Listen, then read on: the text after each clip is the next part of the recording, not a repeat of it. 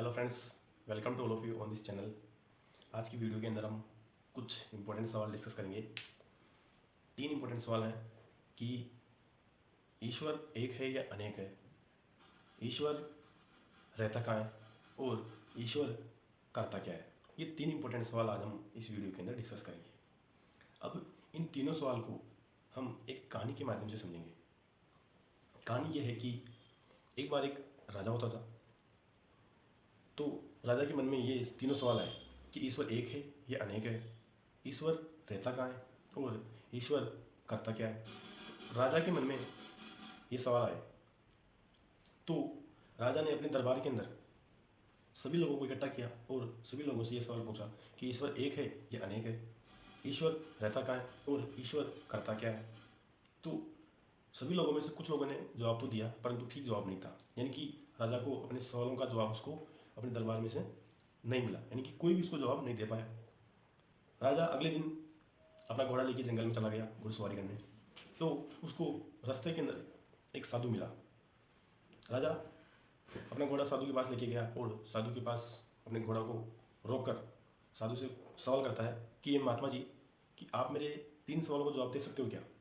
तो साधु ने बोला कि कौन से 3 सवाल, कि ईश्वर एक है या अनेक है, ईश्वर रहता कहाँ है और ईश्वर करता क्या है।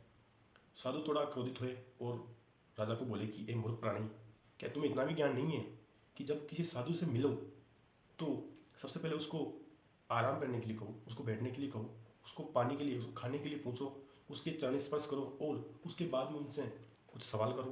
क्या तुम्हें इतना भी ज्ञान नहीं है। राजा ने कहा, महाराज मुझे क्षमा कर दीजिए, गलती हो गई, ठीक है मैं आपकी व्यवस्था करता हूँ। तो राजा ने उस जंगल के अंदर पास में ही एक कुटिया बनवा दी और वहाँ पर खाने पीने की व्यवस्था पूरी कर दी।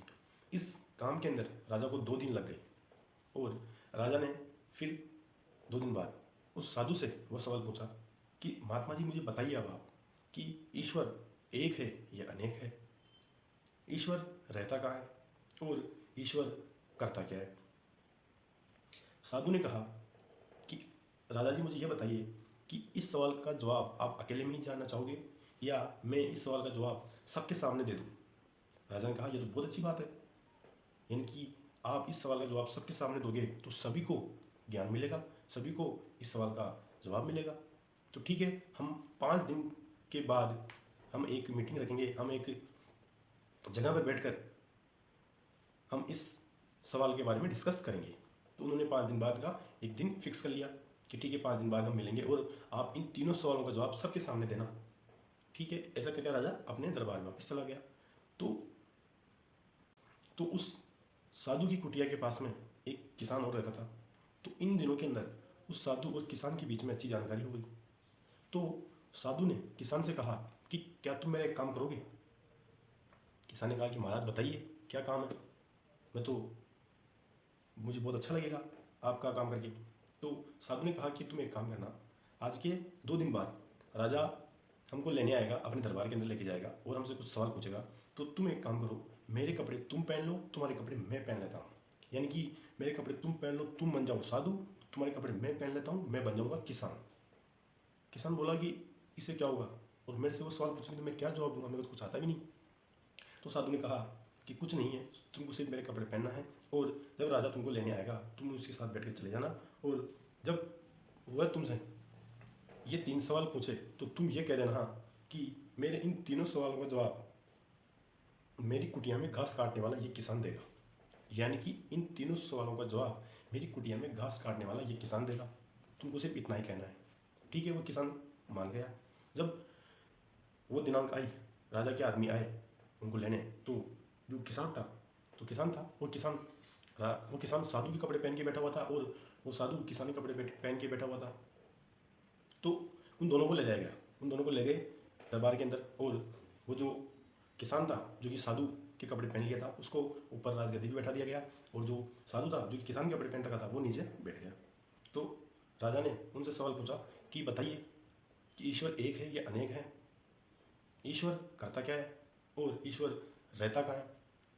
तो वो नकली का साधु उसने कहा कि ये जो सामान्य सवाल आपने मुझसे पूछा है, इन सामान्य से सवाल का जवाब तो मेरी कुटिया के अंदर घास काटने वाला ये किसान भी दे देगा। राजा ने देखा यार ये क्या बात हुई, मैंने इतना बड़ा प्रोग्राम का आयोजन किया, सभी लोगों को बुलाया, दूर दूर से बड़े बड़े राजाओं को बुलाया, और ये महात्मा जी तो कह रहे हैं कि इतने सामान्य से सवाल का जवाब तो मेरी कुटिया में घास काटने वाला किसान दे देगा। परंतु राजा ने कहा चलो ठीक है महाराज, जैसा आप कहो, ठीक है, तो मैं इस किसान से ही ये सवाल पूछ लेता हूँ। तो राजा ने उस किसान को खड़ा किया जो कि असली का साधु था, लेकिन वो किसान के बेस में था, किसान के कपड़े पहन रखा था। तो राजा ने उस किसान से पूछा जो कि असली का साधु था कि बताओ, मेरे इन 3 सवालों का जवाब आप दे दो कि ईश्वर एक है या अनेक है, ईश्वर रहता कहाँ है और ईश्वर करता क्या है।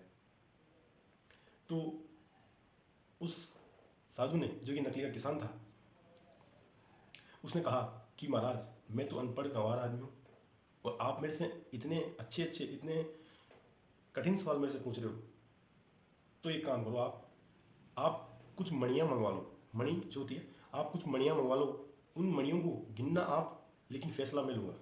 राजा ने कहा ठीक है। राजा ने कुछ मणियाँ मंगवा ली और उनको गिनना प्रारंभ किया। राजा ने जैसे ही एक मणि को उठाया और बोला एक, एक मणि को उठाकर बोला एक, तो उस किसान ने कहा चलो ठीक है, इसको रख दो, दूसरी उठाओ। तो उसने जब और मणि उठाई, उसने बोला दो। किसान ने बोला झूठ, तुम झूठ बोल रहे हो, ये दो कैसे हुई। राजा ने बोला ये दो ही तो है, एक के बाद दो। फिर किसान ने कहा कि तुम्हारे हाथ में कितनी है। उसने बोला एक। तो फिर तुम दो कैसे बोल रहे हो, जब तुम्हारे हाथ में एक है तो ये मन का भी एक ही है। फिर उसने अगला गिना, फिर बोला चार। उसने बोला कि चार नहीं है, एक है। तुम्हारे हाथ में कितनी है, एक, तो एक है। ठीक इसी प्रकार दो नहीं, तीन नहीं, चार नहीं, पाँच नहीं, छः नहीं, सात नहीं, बल्कि एक ही है। तो राजा ने कहा कि हमको तो इसी प्रकार से सिखाया हुआ है कि एक, एक के बाद दो, दो के बाद तीन, तीन के बाद चार। किसान कहता है कि नहीं, ऐसा नहीं, एक नहीं, दो नहीं, तीन नहीं, चार नहीं, पाँच नहीं, बल्कि ये एक ही है। ठीक इसी प्रकार ईश्वर भी एक नहीं, दो नहीं, तीन नहीं, चार नहीं, बल्कि ईश्वर एक ही है। ये तो ये एक मनुष्य ही है जो कि अपने स्वार्थ के अनुसार ईश्वर को एक नहीं, अनेक रूपों के अंदर बांट रखा है। यानी कि यहाँ पर मनुष्यों का स्वार्थ है, मनुष्य ने अपने स्वार्थ के अनुसार ईश्वर को अनेक रूपों के अंदर बांट रखा है। जैसे कि किसी के 3 आँखें हैं तो वो शंकर भगवान है, किसी के लंबी नाक है तो गणेश जी भगवान है, कोई धनुष बाण चलाता है तो वो श्री राम भगवान है, किसी के पूंछ है तो वो हनुमान जी हैं। यानी कि ईश्वर अनेक नहीं, एक ही है, बल्कि लोगों ने अपने स्वार्थ के अनुसार, उनकी पहचान के अनुसार उनको अनेक रूपों के अंदर बांट रखा है। राजा ने बोला वाह, ये तो बहुत अच्छा जवाब दिया है आपने। चलो ठीक है, अब दूसरे सवाल का जवाब दे दूँ। पूछो कि ईश्वर रहता कहाँ है। किसान ने कहा कितनी देर से सवाल पूछ रहे हो, कुछ खिलाओगे भी मुझे। तो राजा ने उस किसान के लिए दूध मंगवाया। दूध मंगवाया तो किसान उस दूध के अंदर, उस दूध के प्याले के अंदर ऐसे धीरे धीरे धीरे धीरे उसके अंदर उंगली घुमा रहा, दूध के प्याले के अंदर। राजा देखा कि ये इस दूध के अंदर उंगली क्यों घुमा रहा है, पी क्यों नहीं रहा। तो उसको बोलता है राजा कि तुम इस दूध को पी क्यों नहीं रहे हो, इसके अंदर उंगली क्यों घुमा रहे हो, दूध को पी क्यों नहीं रहे हो। तब वो किसान बोलता है, जो कि साधु था, वो बोलता है कि मैंने सुना है दूध के अंदर घी होता है, तो वो मैं घी ढूंढ रहा हूँ। राजा ने जवाब दिया कि सुनो, घी ऐसे नहीं मिलता, दूध को पहले गर्म करना पड़ता है, गर्म करके उसको जमाना पड़ता है, जमाने के बाद दही बनता है, और दही को मथने के बाद उसमें मक्खन निकलता है, और मक्खन को अग्नि के अंदर पकाकर, अग्नि में पकाने के बाद घी बनता है। यानी कि एक प्रक्रिया, एक पूरी विधि को करने के बाद घी बनता है।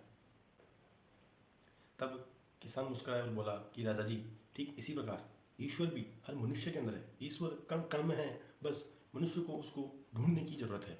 यानी कि ईश्वर का निवास कण कण के अंदर है, बस उस मनुष्य को निष्ठावान, दयावान, चरित्रवान, भजन, जाप, तप ये करना पड़ता है, तब जाकर वो अपने आप के अंदर ईश्वर को खोज पाता है। यानी कि ईश्वर का स्थान कण कण के अंदर है। राजा जी मुस्कुराए और बोले कि बहुत अच्छा जवाब दिया आपने। अब राजा जी तीसरा सवाल पूछते हैं कि आप ये बताइए कि ईश्वर करता क्या है। तो उस किसान ने बोला कि आप मुझे बताइए, अभी मैं आपका कौन हूँ और आप मेरे कौन हो। तो राजा बोलता है कि अभी आप मेरे गुरु हो और मैं आपका शिष्य हूँ। तो किसान बोला कि अगर मैं आपका गुरु हूँ तो आप मुझे नीचे बैठा रखे हो और आप इतनी ऊपर बैठे हो सिंहासन पे। तो राजा फटाफट सिंहासन पे नीचे उतरा और उस किसान को, जो कि साधु था, उस किसान को ऊपर सिंहासन पे बैठा दिया और खुद नीचे आके बैठ गया। और अब पूछा कि अब बताइए कि ईश्वर करता क्या है। तो किसान बोला कि ईश्वर यही काम करता है। क्या मतलब, यही काम, यानी कि ईश्वर राजा को रंक बना देता है और रंग को राजा बना देता है।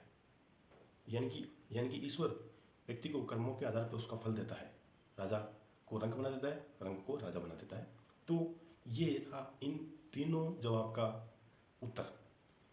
तो इस कहानी के माध्यम से हमने इन तीनों सवालों का जवाब समझा कि ईश्वर एक है या अनेक है, ईश्वर रहता कहाँ है और ईश्वर करता क्या है। धन्यवाद।